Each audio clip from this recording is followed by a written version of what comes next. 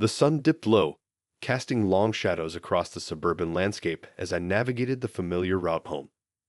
The car was unusually quiet. Alex had his nose buried in a book, a rare sight that brought a smile to my face, while Maya had earbuds firmly in place, lost in her own world. I glanced at them through the rearview mirror, a pang of nostalgia hitting me. Gone were the days when they'd chatter excitedly about their day at school. Now, I was lucky if I got more than a grunt in response to my questions. Pulling into the driveway, I was immediately struck by the sight of Laura's car. It was too early for her to be home. My brow furrowed in confusion as I parked the car, the weight of unease settling in my stomach. "Is Mom home?" Alex asked, finally looking up from his book. "Yeah, looks like it. She's probably feeling unwell," I replied, trying to keep my voice light, not wanting to worry them without cause. We entered the house, the cool air inside a stark contrast to the warmth outside. The silence was palpable, the usual sounds of life conspicuously absent. I found Laura on the couch, a blanket thrown over her, her face pale and drawn. "Hey, love, what's wrong?" I asked, kneeling beside the couch, my concern growing at the sight of her. Laura turned towards me, her eyes dull and tired. "I don't know. I just started feeling really sick all of a sudden. My stomach is killing me," she whispered, her voice barely above a faint murmur. "I'll call Dr. Simmons first thing in the morning. You should rest," I said, brushing a strand of hair away from her forehead. She nodded weakly, her eyes closing as she settled back against the cushions. The rest of the evening passed in a blur. I ordered pizza for dinner, knowing that cooking was out of the question. Alex and Maya ate in silence, casting worried glances towards their mother, who had retreated to our bedroom, the sound of her vomiting occasionally breaking the silence. After tucking the kids into bed, I found myself in the laundry room, staring at the soiled sheets I had just removed from our bed. The fabric felt heavy in my hands, a tangible reminder of the sudden shift in our lives. The routine we had so carefully built over the years had shattered in a matter of hours, leaving me to wonder what the coming days would bring. As I loaded the washing machine, the gravity of the situation began to sink in. The uncertainty, the fear of the unknown, gnawed at me. I realized then that our lives were about to change, and the journey ahead was one we would have to navigate with care and compassion for Laura, for the kids, and for myself. The days following Laura's sudden illness were a haze of doctor's appointments, emergency room visits, and an ever-growing sense of dread that settled in the pit of my stomach. Laura's condition was a mystery, her symptoms fluctuating wildly without any clear diagnosis. The vibrant woman I knew, always brimming with life and energy, had become a shadow of herself, her strength sapped by whatever was attacking her from the inside. One evening, after a particularly grueling day of tests that yielded more questions than answers, Laura and I found ourselves in the quiet of our living room, a space that had witnessed the full spectrum of our family's life, but now felt like a holding area for our fears. Laura looked at me, her eyes reflecting the turmoil inside her. "I'm scared," she admitted, her voice barely above a whisper. "What if they never figure out what's wrong with me?" I took her hand, feeling the coldness of her skin against mine. "We'll get through this together. Whatever it is, we'll face it. You're not alone," I said, trying to infuse my words with more confidence than I felt. The uncertainty of the situation was a heavy burden. Our conversations had shifted from discussing weekend plans to talking about medical opinions and the latest test results. It was during one of these discussions that Laura voiced a thought that had been haunting me as well. "Do you think this will change us, change our family?" she asked one night as we lay in bed, a safe distance between us, her illness an invisible barrier that had imposed itself on our intimacy. I turned to look at her, the moonlight casting shadows across her face, highlighting the worry in her eyes. "It might," I conceded, "but not in the way you think. We'll be stronger, more resilient. We've weathered storms before, haven't we?" Laura nodded, a small smile gracing her lips for the first time in days. "I just hate feeling so helpless," she said, her voice cracking with emotion. "I know, love. I hate seeing you like this. But you're not helpless. You're the strongest person I know, I replied, reaching out to tuck a stray hair behind her ear. As the days turned into weeks and Laura's health continued to decline, our family dynamic shifted. Alex and Mia stepped up in ways I hadn't expected, taking on more responsibilities around the house and offering support in their own unique ways. It was a testament to the strength of our family bond, a bond that was being tested under the most challenging circumstances. Yet, despite our united front, the strain of Laura's mysterious illness began to take its toll. The lack of a diagnosis was frustrating, and the constant worry was exhausting. We were a family on edge, each of us grappling with our own fears and uncertainties, yet trying to maintain a semblance of normalcy for the sake of each other. In those moments of despair, it was the small acts of kindness and love, the impromptu hugs from Mia, the quiet companionship of Alex, the shared looks of understanding between Laura and me, that kept us going. It was a reminder that, even in the face of the unknown, we had each other, and that was something no illness could take away. The weeks turned into months, and the vibrant colors of life seemed to drain away, leaving everything in a monochrome shade of despair. Laura's illness, still unnamed and unchained, continued its relentless assault. Each day a little more of her seemed to slip through my fingers. The medical bills piled up, a tangible measure of our desperation and the length we go to find an answer, any answer. One chilly evening, as the autumn leaves began their descent to the ground, mirroring our own fall into despair, I sat with Laura on our back porch. Wrapped in blankets, she rested her head against my shoulder, a semblance of the intimacy we once took for granted. "Remember our honeymoon?" Laura's voice broke the silence, her words laced with a nostalgia that seemed to belong to another lifetime. I smiled, the memory a bittersweet pang in my heart. How could I forget? 2 weeks in Greece, just you, me, and an adventure. She chuckled, a sound so rare these days it was like music to my ears. We were invincible then. Nothing could touch us. The conversation lulled into a comfortable silence, each lost in memories of a past that seemed both incredibly close and impossibly far away. It was Laura who broke the silence, her voice barely above a whisper, yet each word struck me with the force of a physical blow. "I'm afraid, not of dying, but of what I'm leaving behind. I can't bear the thought of you and the kids going through this pain because of me." Her admission was a gut punch, the raw fear in her voice more painful than any of the harsh realities we faced so far. I tightened my grip around her, a futile attempt to shield her from the pain, from the fear, from the unfairness of it all. "Laura, listen to me," I said, turning her face gently towards mine, needing her to see the truth in my eyes. "You are not a burden. You are the heart of this family. We're in this together, for better or worse. You've given us so much love, strength, and happiness. We'll carry that with us always. No illness can take that away." The tears that had been brimming in her eyes finally spilled over, and for a long time we just sat there, holding on to each other, a small island of solace in the storm that raged around us. As the days grew shorter and the nights longer, our family found itself in a constant state of vigilance, every cough or groan from Laura a cause for alarm. The kids tried to keep up a brave front, but the cracks were showing. Mia became quieter, her once vibrant personality dimmed by the constant worry. Alex, on the other hand, threw himself into his schoolwork with a fervor that was clearly a distraction from the pain at home. One evening, as I was tucking Maya into bed, she looked up at me with eyes so like her mother's it took my breath away. "Dad, is Mom going to die?" The question, so blunt and so filled with fear, stopped me cold.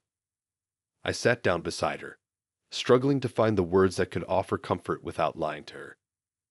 "Mia, we're doing everything we can for Mom. The doctors are working hard to find out what's wrong.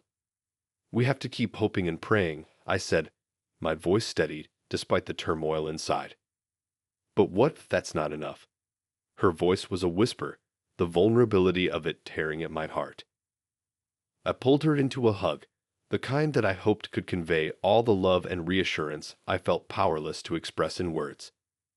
Then we'll make sure that every moment counts. We'll fill our days with love, so no matter what happens, we'll have no regrets. The journey through Laura's illness was more than a battle against an unseen enemy. It was a test of our resilience, our love, and our ability to find light in the darkest of times. As a family, we were learning that sometimes courage wasn't about fighting the inevitable, but about facing it with love, dignity, and the strength of our bonds. As winter's chill crept into our home, the warmth of hope began to wane. Laura's condition worsened, and with it, the strain on our family grew almost unbearable. It was during this bleak period that a revelation came to light, one that would shake the already fragile foundation of our family to its core. I had just returned from another disheartening appointment with Laura's doctor when I found Alex sitting alone in the dimly lit living room, a look of turmoil etched on his young face. He was holding an envelope, its contents spilled out like the pieces of a puzzle we were too weary to solve. "Dad, I need to talk to you." Alex's voice was steady, but his hands betrayed his nervousness as they fidgeted with the papers. I sat down beside him, bracing myself for another blow. "What's going on, son?" He handed me a stack of medical bills and insurance statements, his next words coming out in a rush. "I found these hidden in the back of Mom's desk. They're all past due, Dad. Some of them are for treatments that insurance won't cover. Why didn't you tell us it was this bad?" The weight of his discovery and the accusation in his tone hit me like a physical blow. I had tried to shield the kids from the financial burdens, to spare them the added worry, but in doing so, I had inadvertently sown seeds of distrust. "Alex, I thought I was protecting you and Leah. I didn't want you to worry about money on top of everything else," I said, my voice laden with regret. "But we're a family. We should be facing this together, not keeping secrets from each other," Alex countered, his frustration palpable. He was right. In my attempt to protect them, I had isolated myself with the burden, creating a divide where we needed unity more than ever. "You're right, Alex. I'm sorry. From now on, no more secrets. We'll face this as a family, for better or worse," I promised, hoping to mend the fracture I had caused. The revelation of our financial strain was a bitter pill for all of us to swallow, but it also served as a wake-up call. We began to have more open discussions about our situation, including Leah in the conversations. It was during one of these family meetings that another layer of resentment came to light, this time from Maya. "Why does everything have to be about Mom's sickness? What about what I need?" Maya's outburst during dinner one night caught us all off guard. Laura reached across the table, taking Maya's hand in hers. "Mia, I know this has been hard on you. I'm so sorry that my illness has taken over our lives. Tell me, what do you need?" Mia's eyes filled with tears, her earlier anger dissolving into a palpable sadness. "I just want things to go back to normal. I miss you, Mom. I miss how things used to be." Laura squeezed her hand, offering a smile tinged with sadness. "I miss that too, sweetheart. But we'll get through this. We'll find our new normal, and we'll do it together." As we navigated the revelations and the resentments that surfaced, we learned the importance of transparency and communication. The challenges we faced were far from over, but confronting our fears and frustrations together made us stronger. Our family bond, tested and strained, began to knit itself back together, not as it once was, but into a new tapestry woven with the threads of our shared pain, love, and hope for the future. The winds of change brought no respite, only a tempest that threatened to engulf us. It was during a seemingly ordinary afternoon, as I navigated through the maze of medical documents and insurance forms, that the phone rang, its shrill tone a harbinger of the storm to come. "Mr. Thompson." The voice on the other end was unfamiliar, clinical, and detached. "Yes, speaking." "I'm calling from the insurance company. I'm afraid there's been a discrepancy with one of your claims. It appears that some of the treatments received by Mrs. Thompson were not authorized under your current plan." The room seemed to spin as I processed his words. "What do you mean not authorized? Everything was supposed to be covered. We double-checked with the doctors." "I'm sorry, sir, but it seems there was a misunderstanding. I suggest you speak with your healthcare provider to clarify this situation." The call ended, leaving a heavy silence in its wake. Misunderstanding. Clarify. The words echoed mockingly in my mind. How could we have been so naive to believe that the path through this illness would be smooth, unmarred by the bureaucracy of healthcare and insurance? Laura noticed my distress when she entered the room, her frailty momentarily overshadowed by concern for me. "What's wrong, love?" I struggled to find the words, not wanting to add to her burden. "There's been a mix-up with the insurance. Some treatments might not be covered." The color drained from her face, her voice barely a whisper. "How bad is it?" "We'll figure it out. We always do," I said, though my heart was heavy with doubt. It was Alex who unwittingly poured poison into our already troubled waters. Bursting into the room, phone in hand, his face was a mask of anger and betrayal. "Did you know about this?" he demanded, thrusting his phone towards me. On the screen was an email, forwarded to him by mistake, from Laura's doctor to me. It detailed a last-ditch, experimental treatment that was prohibitively expensive and not covered by insurance. "You were going to keep this from us too. What? Were you just going to sell the house, our home, to pay for it?" Alex's voice was raw with emotion, his accusations stinging like a slap. "Alex, it's not like that. I was trying to protect you, to protect all of us from more bad news until I figured it out." I tried to explain, but my words fell on deaf ears. "By lying. By making decisions on your own. What about what Mom wants? What we want?" Alex's outburst was a painful reminder of the rift that secrecy and unilateral decisions had caused in our family. Laura's voice, weak but firm, cut through the tension. "Enough. This is not how we're going to handle this. We're a family. We make decisions together, no matter how hard. Alex, your father was trying to shield us from more pain, but I agree, it's time we face these challenges as a unit." The room fell silent, the weight of her words settling over us like a shroud. It was a moment of painful clarity, a realization that in trying to navigate the storm alone, I had almost capsized our ship. "We'll look into every option together. And no matter what happens, we'll face it as a family. Our love for each other is the strongest weapon we have," Laura said, her voice imbued with a strength that belied her physical condition. That night, as we sat around the kitchen table, poring over documents and discussing every possible avenue, the poisoned cup seemed less daunting. With honesty and unity, we found the antidote to our despair. The path ahead was fraught with uncertainty, but one thing was clear. Together, we were unbreakable. The days that followed were a testament to our family's resilience, yet they were also a prelude to an inevitable tragedy that none of us were truly prepared for. Despite our united front, Laura's condition deteriorated rapidly, a stark reminder of the fragility of hope and the cruel, indiscriminate nature of fate. It was a particularly cold morning when the foundation of our world finally gave way.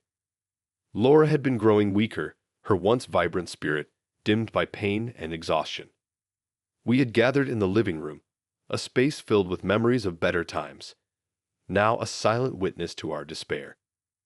Laura, nestled in her favorite chair, looked around at each of us, a serene smile on her lips that didn't quite reach her tired eyes. "I want you all to know how much I love you. You've been my strength through all of this." Alex, sitting beside her, took her hand gently. "Mom, we love you too. We're going to get through this together, remember?" Laura's smile wavered, a single tear tracing its way down her cheek. "I know, darling. But it's okay to be scared. It's okay to let go when the time comes." The room was thick with unspoken fears and whispered prayers, a family clinging to the remnants of hope even as it slipped through our fingers. It was late in the evening when the collapse came. Laura's breathing, which had been labored throughout the day, suddenly grew erratic. Panic set in as we scrambled to her side, our voices a chaotic blend of fear and desperation. "Dad, what do we do?" Maya's voice was a high-pitched threat of terror, her eyes wide and uncomprehending. I was on the phone with emergency services, my voice steady despite the turmoil within. Help is on the way, Maya. Just stay with your mom. Talk to her. Let her know we're here. Laura's gaze found mine, a silent communication that spoke volumes in the space of a heartbeat. It was a look of love, of gratitude, and of farewell. As her hand slipped from mine, a part of me crumbled, the foundation of my life collapsing into dust. The paramedics arrived, their efficiency a stark contrast to our despair. They worked with practiced urgency, but their efforts were in vain. Laura was gone, leaving a void that seemed to consume the very air around us. In the days that followed, our home became a mausoleum of memories, each room echoing with the ghost of laughter and love now lost. We moved through the motions of life, but the spark that had once animated our family was extinguished. One evening, as we sat in the oppressive silence of the living room, Alex spoke up, his voice breaking the quiet like a stone through glass. What do we do now? How do we keep going without her? I looked at my children, their faces etched with grief and loss, and felt the weight of my own sorrow. But in that moment, I also felt the stirrings of something else, determination. We remember her. We honor her by living the way she would have wanted us to, I said, my voice stronger than I felt. We stick together, support each other, and we make sure that her love and her spirit live on through us. It was a small comfort, a flicker of light in the overwhelming darkness. But it was a start, a foundation upon which we could begin to rebuild our lives. The collapse of our world had left us shattered, but together, we would find a way to piece it back together, one day at a time. The world outside continued its indifferent spin, days melding into nights, seasons changing with relentless regularity. Inside our home, however, time seemed to stand still, each of us lost in our private labyrinths of grief. The aftermath of Laura's passing was a landscape of sorrow, each of us navigating the terrain in our own way, yet bound together by the shared loss that hollowed out our hearts. It was during one of those long, sleepless nights that Mia found me in the living room, staring at an old photo album. The silence between us was a comfortable one, filled with the unspoken understanding that had grown in the wake of our tragedy. Dad? Maya's voice was hesitant, a soft intrusion into the quiet. I looked up, managing a small smile for her. Hey, kiddo. Can't sleep either? She shook her head, taking a seat beside me on the couch. I keep thinking about Mom, about all the things she won't get to see. Her words were a mirror to my own thoughts, the future we had envisioned as a family now irrevocably altered. Yeah, I know what you mean, I replied, my voice thick. It feels like she's still going to walk through that door, doesn't it? Mia nodded, her eyes glistening with unshed tears. How did she stay so strong, Dad? Even when she knew. How did she not fall apart? I turned a page in the album, pausing on a photo of Laura, radiant as ever, her laughter almost audible through the still image. Your mom had an incredible strength, Maya.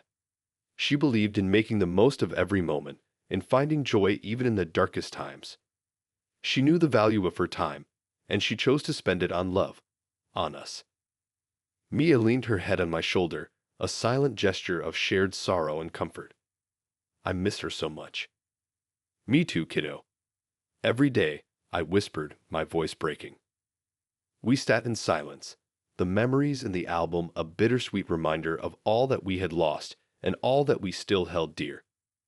In the days that followed, each of us began to find our own ways of coping, of moving forward without moving on. Alex threw himself into his studies and sports, a determined effort to make his mother proud. Mia found solace in her art, her canvases a riot of color and emotion, a testament to the depth of her feelings. And I found myself drawn to the garden Laura had loved so much, a place where her presence lingered in every bloom and blade of grass. It became my sanctuary, a place to connect with her memory and reflect on the lessons she had left us.